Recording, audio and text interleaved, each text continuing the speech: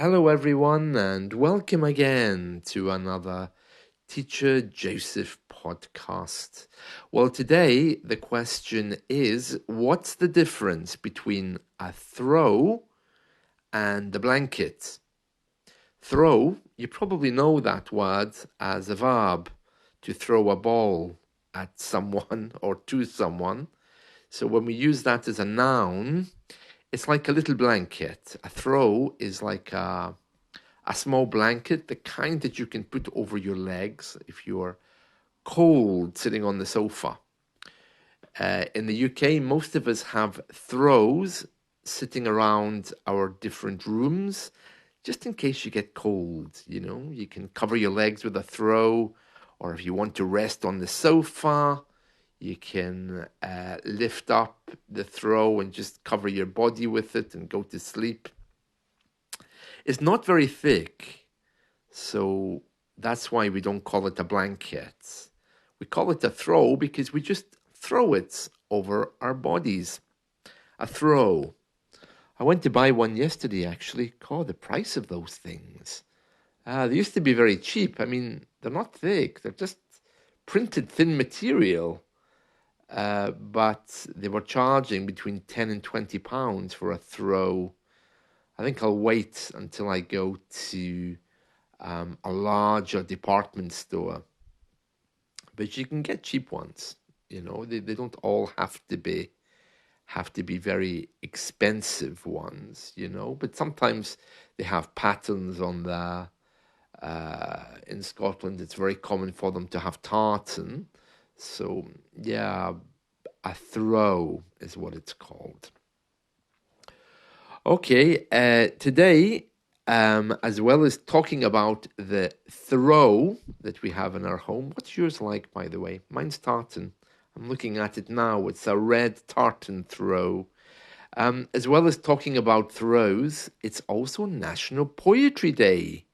So if you feel like putting pen to paper, writing a few lines, this is a very good day to do it. One of the saddest things, though, about today is that poetry now in the UK it's kind of dead. It's not something that people celebrate anymore. It used to be the language of protest, the language of love as well, but now it's just the language of boredom. Isn't that a great pity that something so beautiful has been reduced down? Part of it, of course, is because of the way we communicate. We don't really use poetry in the UK, but in different parts of the world, the Arab world, for example, poetry is still a very big thing.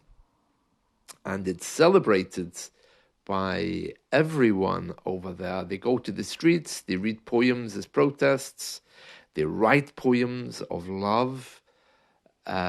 I was talking to an Indian guy the other day, and we were talking about poetry, and he said, yeah, I only ever wrote it when I was dating to impress my girlfriend, but then we got married. So that was the end of his poetry. Well, I love writing poetry. And yeah, I'm going to share one of my poems with you now. It's all about my grandfather. He was a very dark man. I mean, his moods were very dark. He wasn't one who really said a lot. I think it's because men in those days, they didn't express themselves. Also, they went through the war, so they seemed to carry with them a great sadness. I don't know, my grandfather, he always seemed to be a little bit depressed. I never quite understood why, but he was always looking over his shoulder at something that presumably happened to him when he was younger. I don't know, but a very quiet man. So in this poem I'm going to read to you, I'm comparing his dark moods with the tree that he used to sit under. Okay.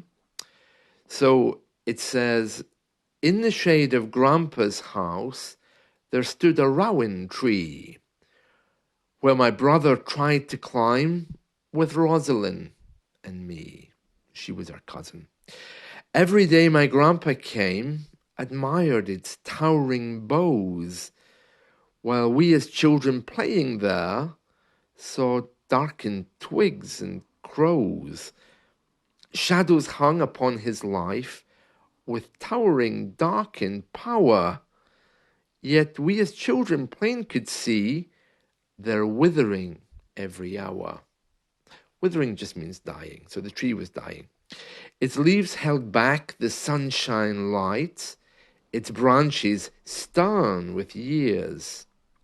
Sitting with his chair and pipe, it calmed away his fears. Yet we as children, playing in sight, saw only twigs and leaves, revealing more of the sky to us than he could ever see. We pointed up at shafts of light throughout the darkened power, whilst he preferred the shaded glade to pass the wakened hour. We saw sun and endless days. Upon his chair he sat. Despite the passing years it stood, the tree was sound at heart. So basically we were looking up at this tree and seeing all of these beautiful lights shining through it, these big shafts of light coming in through the branches. But he didn't. All he saw was the tree's darkness that kind of sheltered him as he sat in the shades, you know. It was very strange because I think as a metaphor, the tree revealed to us a lot of beauty, and it spoke about the future, you know, old things falling away, old beliefs falling away, revealing to us hope and joy. But for him, it didn't. The tree was something to shelter under, and he didn't really want to see the light coming through the tree. He just preferred the darkened spot, you know, which is just a metaphor for his mood. Yeah. The tree is called a rowan tree. That's a very popular tree in the north of the UK. Loads of trees around here are rowan trees. Also a popular boy's name, Rowan. I know a few people with that name, so that's a nice name, isn't it? Rowan. So I don't know what it is in your language, but it's one of these lovely big trees, and in the winter it has little red berries that you can't eat. Yeah, remember, if you're ever wondering about whether you can eat from a tree in the UK, the proverb says, leaves of three, let them be. Leaves of four, eat some more. So in other words, if the tree has 3 leaves, don't touch the berries because you'll get poisoned. Leaves of 4, eat some more, okay, is giving you permission to eat as much as you want. So let them be means don't touch them. So for example, if you see kids playing in the street and they're doing something wrong, your friend or your wife or whoever might say, oh, just let them be. Leave them be. Don't touch them. Don't go near them. Yeah. And the same with leaves on the trees. Leaves of 3, let them be. Don't eat them. Leaves of 4, eat some more. There we are. That's it from me. So happy Poetry Day. Do try to write some poems.